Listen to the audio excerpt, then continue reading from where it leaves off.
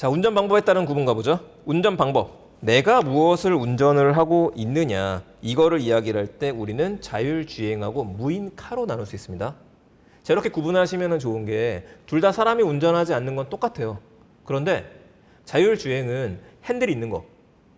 무인자동차는요. 목적 기반의 모빌리티나 이런 것처럼 아예 사람이 손댈 수 있는 게 없는 겁니다. 사람이 손댈 수 없고 혼자 움직이는 거예요. 뭘 생각하시면 되느냐? 혼자 움직이는 지하철을 생각하셔도 될 것 같아요. 판교라인 이런 것들. 긴급한 일이 있을 때 사람이 타고 있다가 재현을 할 수 있더라도 기본적으로는 혼자 움직일 수 있게 되어져 있죠. 그런 걸 생각하시면 됩니다. 여기에 제일 앞서 있는 것들 굉장히 많이 앞서 있는데 논란이 얼마 전에 나왔네요. 갑자기 또 앨런 머스크가 나왔네요. 앨런 머스크가 뭐라고 얘기했느냐. 완전 자율주행 시스템 멀지 않았다. 레벨 5다. 레벨 5는 그냥 여러분들 주무셔도 되는 겁니다. 안전하게 목적지까지 도착할 수 있는. 이게 가능하다라고 툭 던졌어요. 앨런 머스크는 뭐라고 한마디만 하면은 이슈가 됩니다. 마찬가지죠. 이 얘기를 딱 던지니까 전문가들이 또 일어나기 시작하는데 말도 안 된다. 왜 말도 안 되느냐? 우선은 자율주행을 정리를 해드릴게요. 레벨 나올 때 굉장히 어렵게 생각하시는 분들이 있는데 아주 쉽습니다. 네, 현대차에서 지금 만들어 놓은 게 있기 때문에 제가 잘 가지고 왔습니다. 이미지를 잠깐 보시면은요. 레벨 0부터 시작합니다. 레벨 0은 뭐냐? 그냥 여러분들이 집에 갈 때 운전하시는 거예요. 내가 눈으로 봐야 되고 내 손이 붙잡고 있어야 되고 내가 발을 계속 움직여줘야 돼요. 이게 레벨 0단계. 전혀 자동화가 이루어지지 않았다. 레벨 1단계는 뭐를 생각하셔도 되느냐? 가끔 손을 떼도 되는 겁니다. 손을 떼신 상태에서 핸즈 온이라고 나오는 떼면 안 돼요. 뭐라고 하기 때문에 잡아야 돼요. 그래서 우리 보통 뭐라고 얘기하느냐? 손을 뗐죠. 그 다음에 떼게 되는 건 3단계까지가 되면은 시스템의 조향 또는 감 가속 보조라는 건 뭐냐? 발을 떼도 되는 거. 운전자는 계속해서 앞을 주시를 해야 돼요. 계속 그래도 눈에 표시가 되어져 있는 겁니다. 시선을 떼면 안 됩니다. 떼면 안 되는 상태에서 발하고 손을 잠깐 떼도 되느냐? 아니면 손만 떼도 되느냐? 이런 것들. 세 번째까지 가게 되면은 뭐로 되냐면요. 이제는 eyes off라고 나왔었죠. 눈을 떼셔도 돼요. 눈을 떼도 되는데 급한 일이 생기게 되면은 바로 핸들에 대해서 여러분들이 제어권을 가지게 됩니다. 바로 넘겨버려요. 바로 운전하셔야 돼요. 이런 것들. 이제 레벨 4부터 가게 되면은 자라. 이런 얘기가 나오는 게 마인드 오프가 나오는 겁니다. 마인드 오프. 마음까지 편안한 상태로 아무것도 안 해도 됩니다. 목적지까지 갈 거예요. 많은 사람들이 꿈꾸는 게 여기죠. 레벨 5가 되면 완전 자동차. 이때부터는 운전자도 필요 없다. 로봇택시가 그냥 혼자 온다. 여기까지 가게 되는 목표로 하는데 앨런 머스크가 지금 5번째 걸 얘기하는 겁니다. 완전 자동화다. 알아서 자동차가 목적지까지 가고 난 다음에 알아서 사람을 태워서 집에 올 수 있다. 내가 이걸 만들겠다라고 선언을 한 거죠. 왜 사람들이 일어났느냐? 자, 우선 무인 자동차에서 자율주행에서 제일 많은 테스트를 했었고 경력을 갖고 있는 거는 구글의 웨이모로 알려져 있죠. 2009년에 시작했고요. 지금까지 운행을 하고 있어요. 그러면서 계속 사람들이 얘기하는 건 뭐냐? 상용화도 했었죠. 피닉스. 그쪽에서 했습니다. 실제 돈을 받고서 이제 택시처럼 무인 자동차가 움직이게 되는 것들인데 구글의 웨이모가 이런 기술을 갖고 있는 건 알고 있지만 그렇다고 해서 구글의 웨이모가 웨이모란 이름을 단 상용화된 전기차나 상용화된 자율주행차를 만들어서 일반인들한테 판매가 이루어지진 않았어요. 이거에 대해서 이제 웨이모 측이라든지 관련해서 하는 얘기들은 뭐냐? 아직까지 자율주행 기술은 꿈의 기술인 거죠. 아직까지 사람이 운전을 해야지. 이렇게 맡기는 게 검증되지 않은 겁니다. 굉장히 위험할 수 있다. 그래서 구글이 꿈꾸는 건 마지막에 사람이 운전하면 위험하다라고 이야기를 하는 거예요. 기계한테 맡겨라. 이쪽 가는 방향이라서 테슬라의 라인하고 조금 다른 겁니다. 그래서 약간 대척점에 있는 상황이에요. 이렇게 보시면 되고 테슬라가 왜 말이 안 되냐는 이야기가 나오는 게 뭐냐면요. 테슬라 앨런 머스크가 작년에 선언했었거든요. 로봇택시가 된다. 테슬라 차가. 그 뭐냐면 제가 오늘 테슬라 삽니다. 테슬라 모델 3를 샀어요. 출근을 해서 지금 여기다 주차를 시켜놨어요. 그래서 2시간 정도 네가 알아서 돈을 벌어와. 로봇택시 모드로 활성화를 시켜놓는 겁니다. 그럼 그 상태에서 근처에서 차량으로 출하는 사람한테 제 자동차가 알아서 주차장에서 빠져나가서 그 사람을 태우고 알아서 도착시킨 다음에 강의가 끝날 때쯤에 맞춰서 알아서 갔다 오는 거죠. 얼마나 기특해요. 돈을 벌고 오니까. 이렇게 만들겠다라고 이야기를 해서 야 이건 좀 뻥이 심한데? 라는 이야기를 하고 있어요. 대신에 사람들이 무서워하는 건 뭐냐? 아까 이야기 드렸던 것처럼 언젠가는 현실화를 자꾸 만들고 있기 때문에 그거를 두려워하고 있는 것 중에 하나죠. 계속 봐보죠. 미국의 내비건트 리서치에서는요. 항상 자율주행 보고서를 냅니다. 그거 그대로 좀 갖고 왔는데 자율주행 보고서가 인용되어 있는 지금 기사들도 많습니다. 보게 되면 웨이모는 오른쪽 위에 있어요. 오른쪽 위에 보이시죠? 그리고 포드가 있고 크루즈가 있고요. 인텔 모비아이가 있고 그리고 현대가 인수했던 같이 하는 앱티브가 있습니다. 바이두도 오른쪽 위 상단에 올라가 있죠. 얘네들이 기술이 뛰어나다. 도요타는 중간에 파란 색깔에 들어와져 있네요. 볼보는 좀 밑에 쪽에 있고. 테슬라는 어디 있죠? 왼쪽 끝에 있어요. 이래서 테슬라의 자율주행 기술은 꼴찌다. 이런 얘기를 많이 받습니다. 그래서 다시 이야기드리지만 꼴찌다 아니다는 아니에요. 근데 보는 관점이 지금 달라요. 그러면서 테슬라 대 테슬라가 아닌 거. 애플이랑 자꾸 비슷해지네요. 애플 대 애플이 아닌 거. 그렇게 좀 가고 있는 상황이에요. 그러면서 뭐가 나오느냐? 이제는 힘을 합치기 시작했죠. 웨이모가 피아트 크라이슬러랑 손을 잡고 나서 자율주행은 밴. 자율주행차 개발 지역 범위 확대. 호추랑 완전 자율주행차 개발. 볼보가 웨이모하고 파트너십을 맺었다. 이런 이야기들이 지금 쏟아져 나오고 있는 겁니다. 그래서 자꾸 제가 이야기 드리지만 올해가 스마트 모빌리티의 분수령이자 올해 하반기가 재밌어지고 2021년이 되게 되면은요 좀 더 많이 구체화가 될 겁니다. 그러면 이 얘기 썼던 거예요. 앨런 머스크. 내가 만들게. 로봇택시야. 그냥 돌리면 돼. 우리는 업데이트하면 돼. OTA 얘기했었죠. 이게 가능합니까? 또 사야 되는 거 아니? 안 사도 된다. OS 업데이트 시켜주겠다. 그때부터 로봇택시 기능이 바로 된다. 야, 이 기가 막힌데 될지 안 될지는 일단 봐야 될 것 같아요.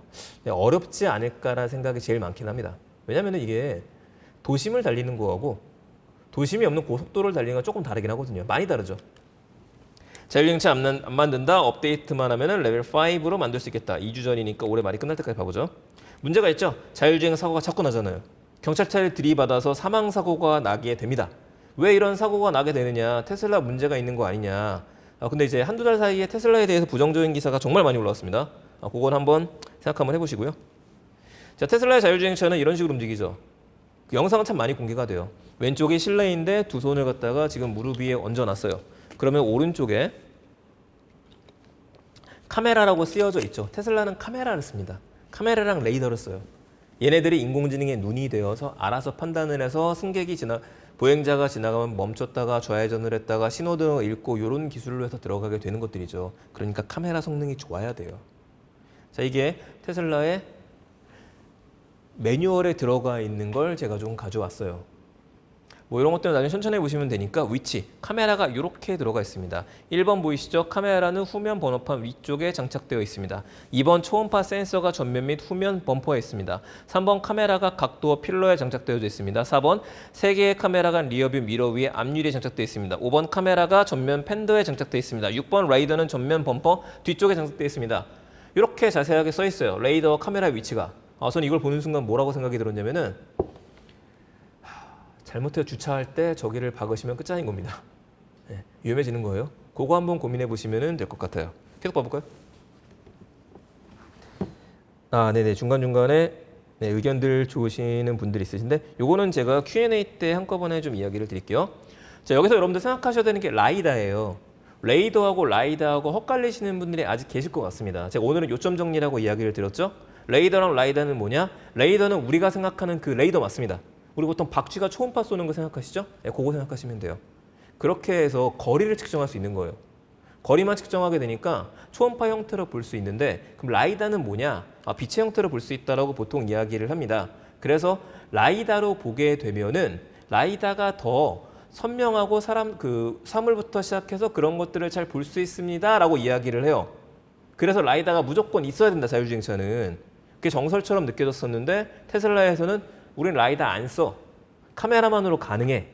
그래서 카메라하고 레이더만으로다가 사실 자율주행에 비슷한 기술을 만들었기 때문에 정말 대단하다고 이야기를 하는 겁니다. 근데 제가 오른쪽에 있는 사진은 LG CNS에서 올라와 있는 것들을 갖고 왔어요. 근데 이건 카메라 센서도 똑같은 겁니다.